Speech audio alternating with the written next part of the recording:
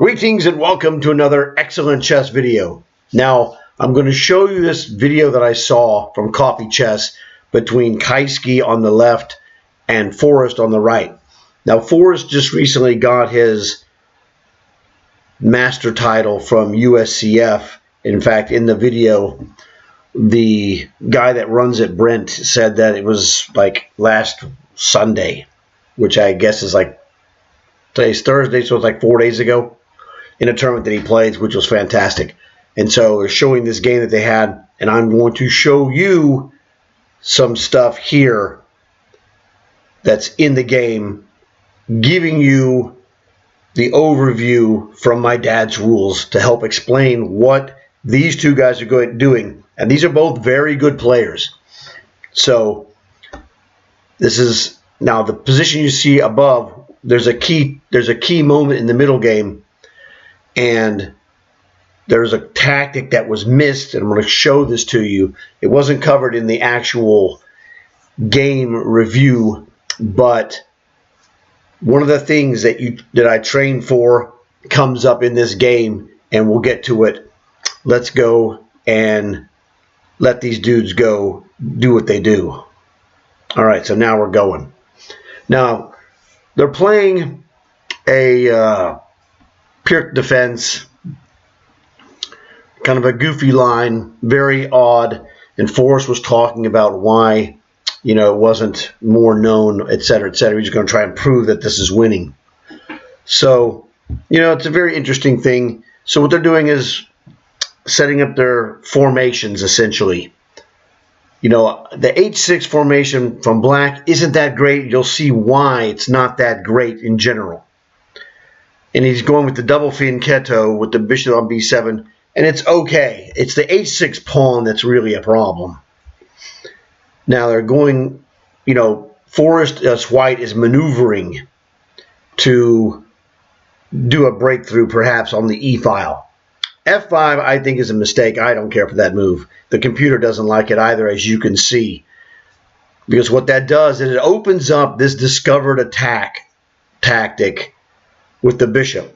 So Forrest is ultra aggressive.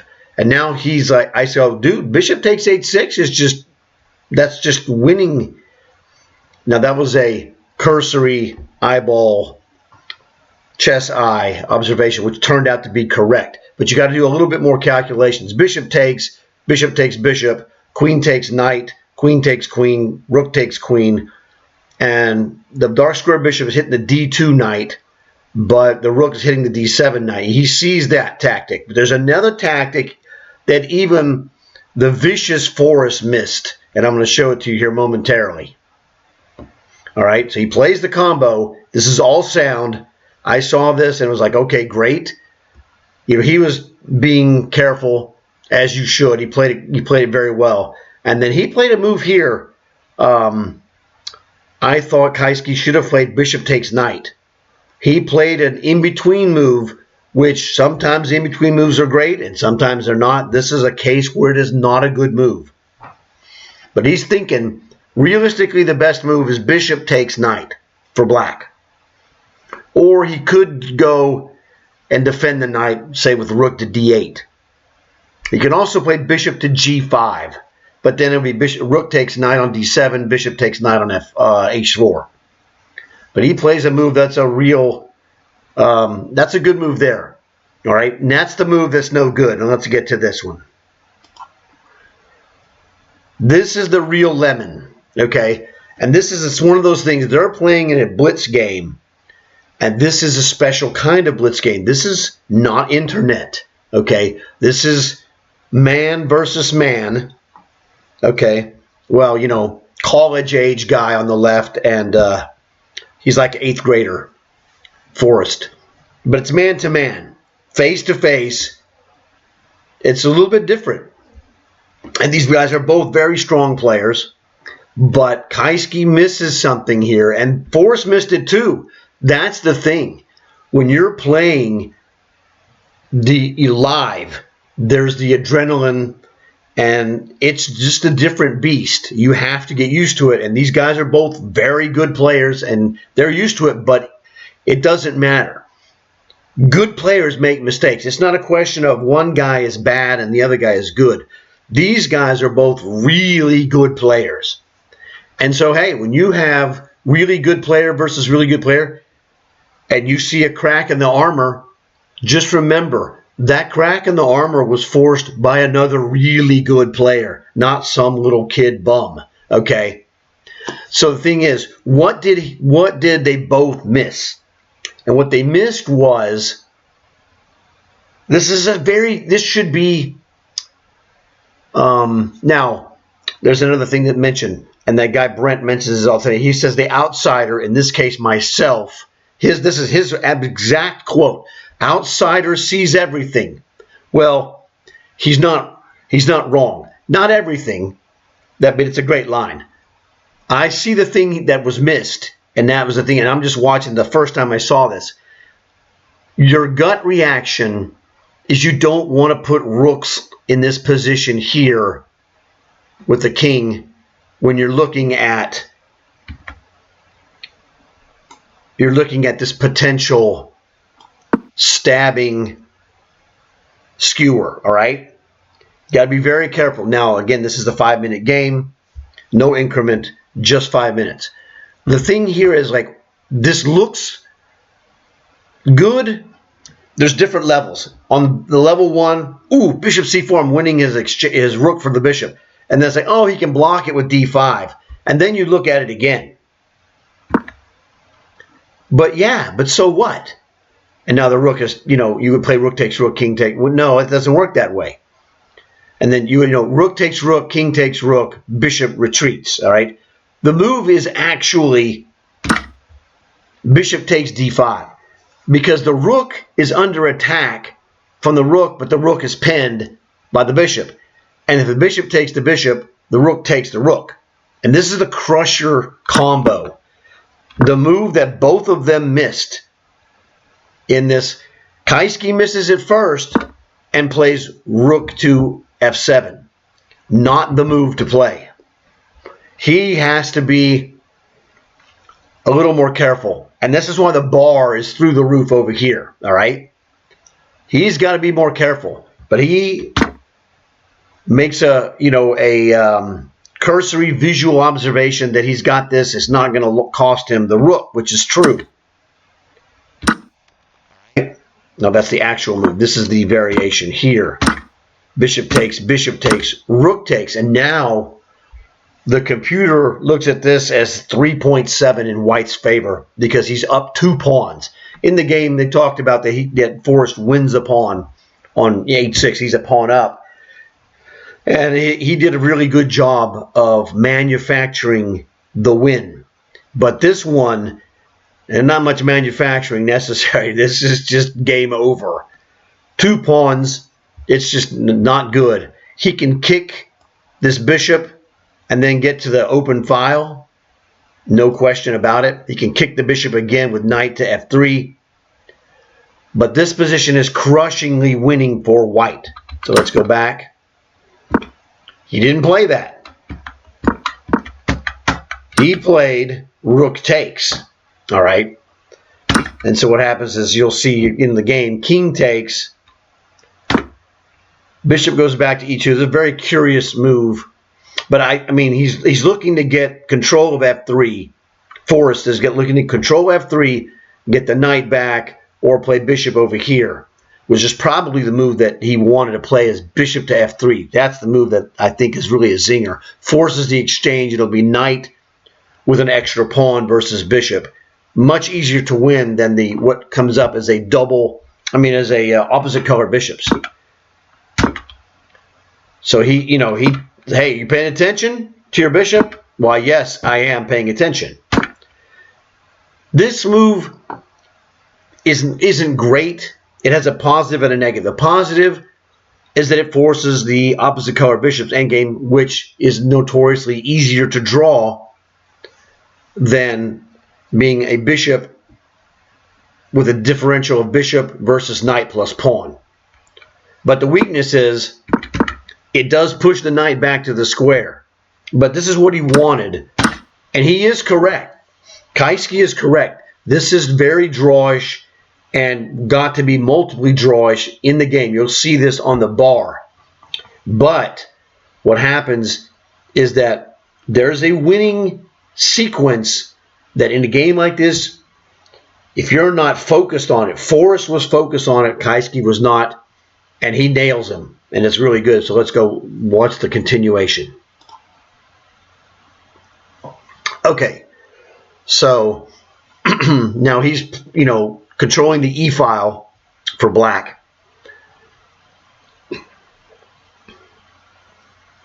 And it's like he's trying to figure out what to do specifically. There's the bishop to E2. There's the rook over checking the bishop. You want to give me the free bishop? No, king to F1. And now he's going to play, the simplifying move, bishop to G5, threatening to take the knight, of course. And so he's going to go back. He's going to play bishop on B7, which is a cobra bishop that gets exchanged off. And now it's opposite color bishops. The advantage is less devastating, but it requires a lot of technical precision for the weaker side. Not weaker player, but the side with less material. That's what it means. C5, not bad. He's getting his pawns off of the light squares so that the white square bishop cannot, pester those pawns, the one on A6 primarily. He's got to check. And they do a lot of back and forth jousting with bishops, essentially, because they're just making moves and trying to feel each other out, see who can get any kind of positional advantage. A4, excellent move. Really good. Now you can see here the bars right here. This is even at this notch, and it is white's advantage. Black never takes an advantage in this game. Good and bad. The pawns are safe on the dark squares. And now Forrest forces a good weakness in the endgame with that D pawn that's backwards for the rest of the game for all practical purposes. That D pawn never moves. And that's the weakness. He locks it down with C4. A great idea. And now there's going to be a lot of jousting of positional maneuvering of king and rooks and bishops. He's attacking the B2 pawn. Move it. So the dark square bishop now is on the long diagonal. One of the traps you can fall into, and Kaiski falls into this trap because it is hard not to fall into it, even when you know it. That he got in the position where he was shuffling bishop back, bishop E5, bishop D4, and Forrest was paying attention to do. Now he had he made a mistake. He had to go back to G2. He pushes the pawn.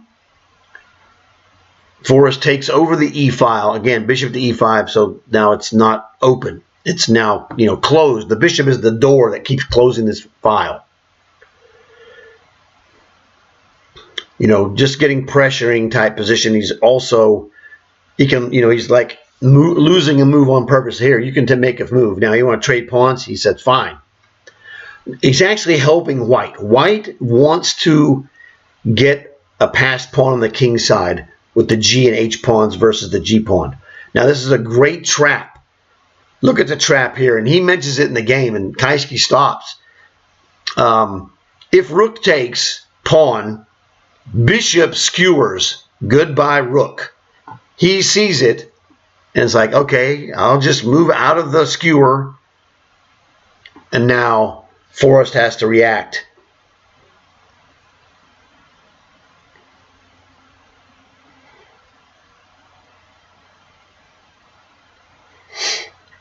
Excellent move. The king, as my dad's rules would say, you have a strong dark square bishop, I'm going to move my king on the light squares.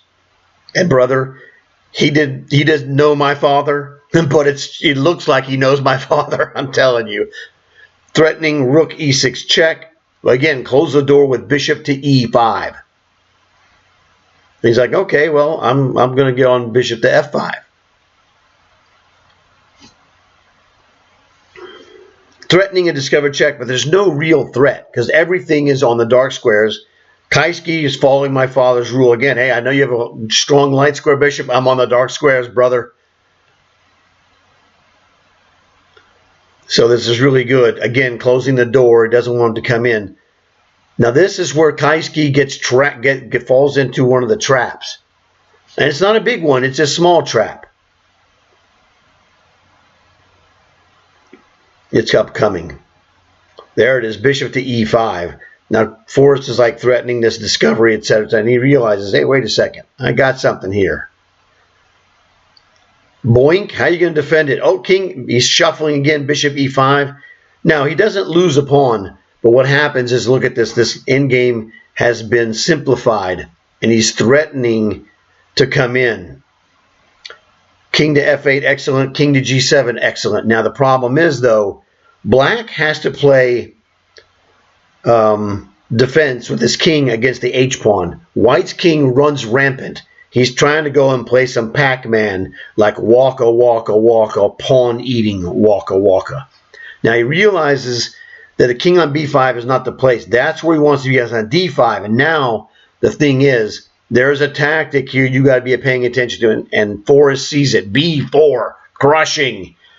This is where he crushes the threat. The bishop being on e5 was the trap. It looks strong, but it isn't. So now he's just, it's just in a classic, what's he trying to do to me? Cashing, etc. And Forrest cashes in the win.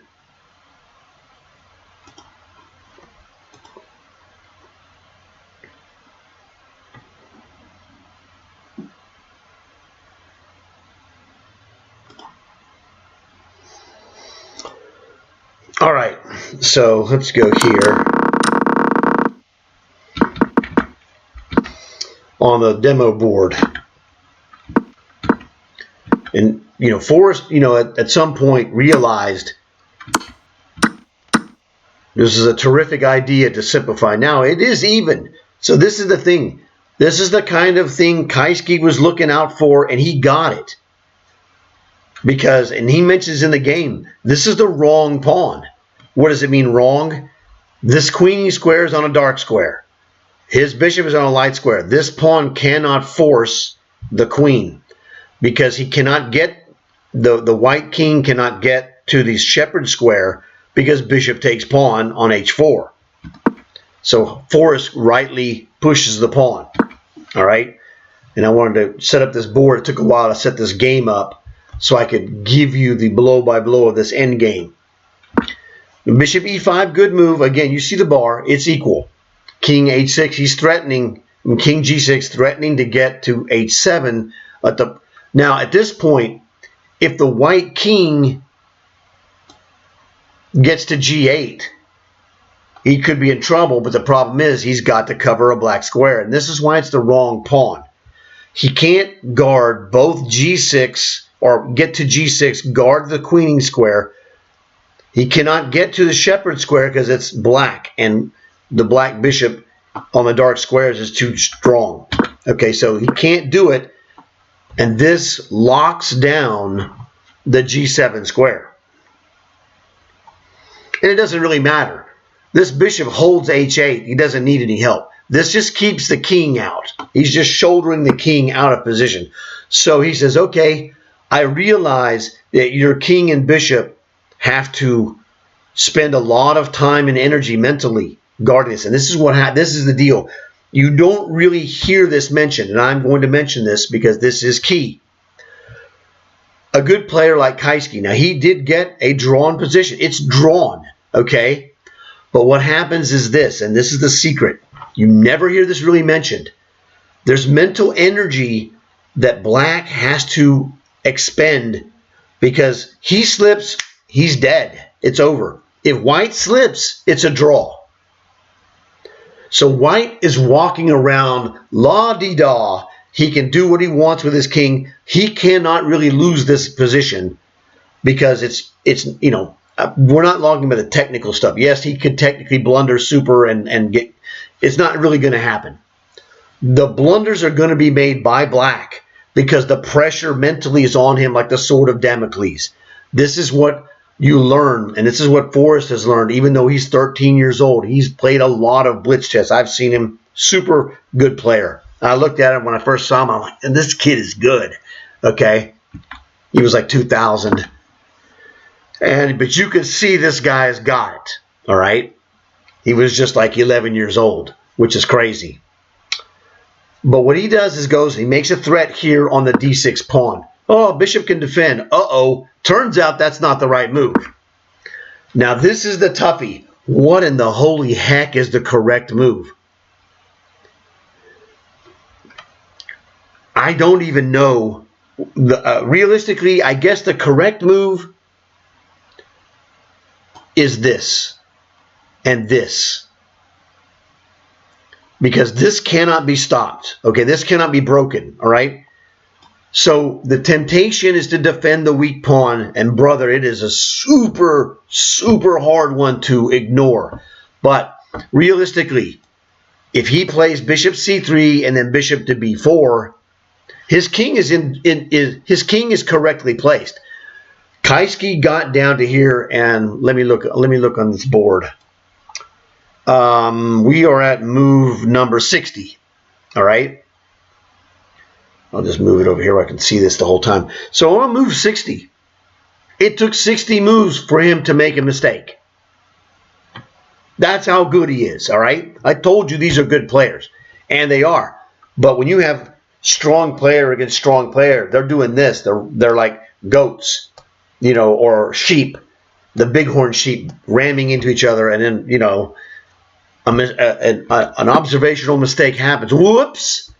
There's a tactic here, and Forrest has seen the tactic in his, prior years of playing chess. A lot of blitz chess.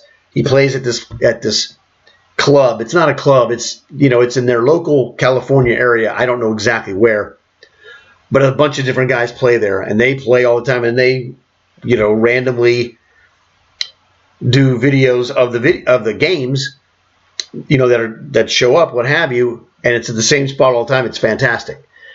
But there's a tactic here, and Forrest was on it like white on rice.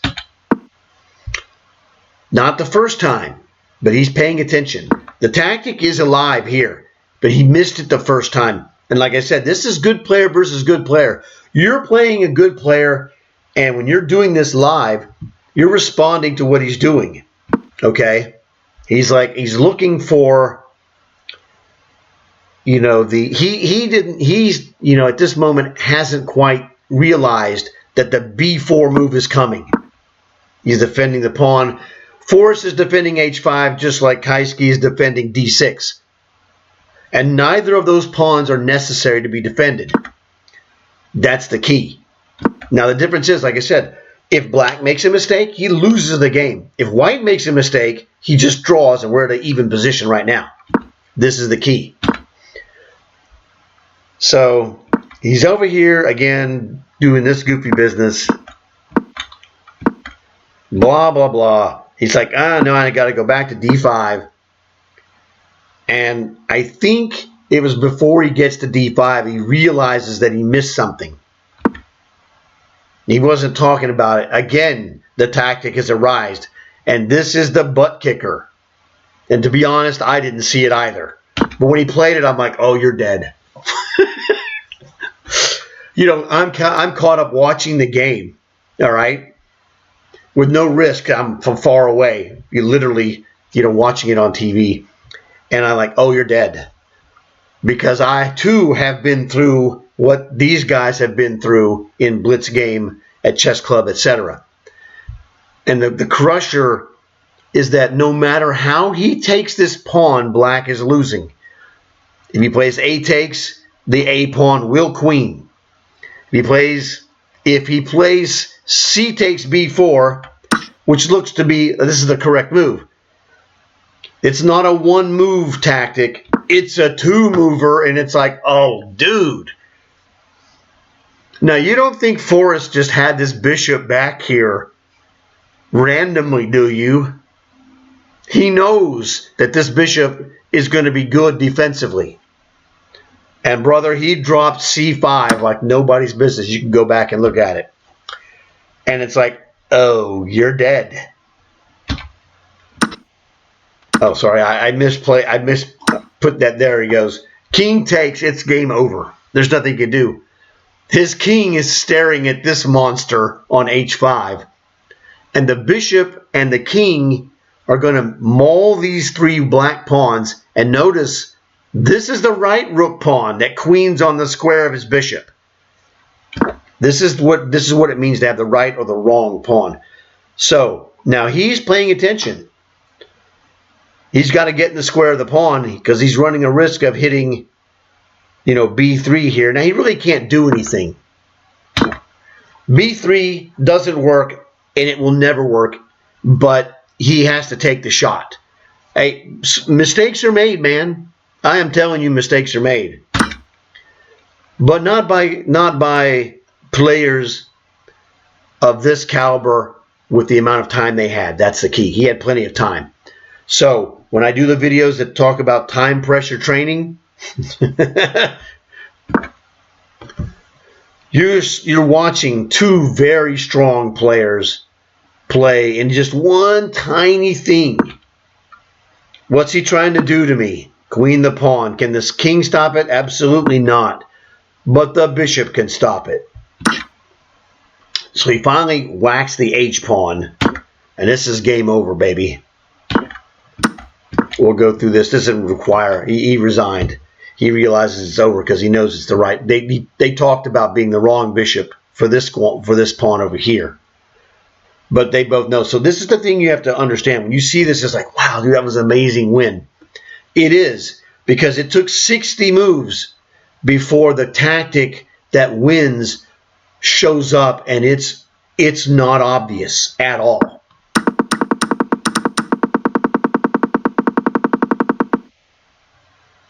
All right, we are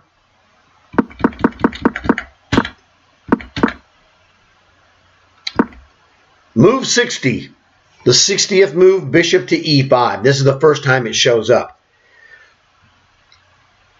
Now, more experienced players, international masters, grandmasters, we've seen b4 instantly at this moment. This is where the training comes in. But under the pressure, and they know that there's a video going of this win, lose, or draw.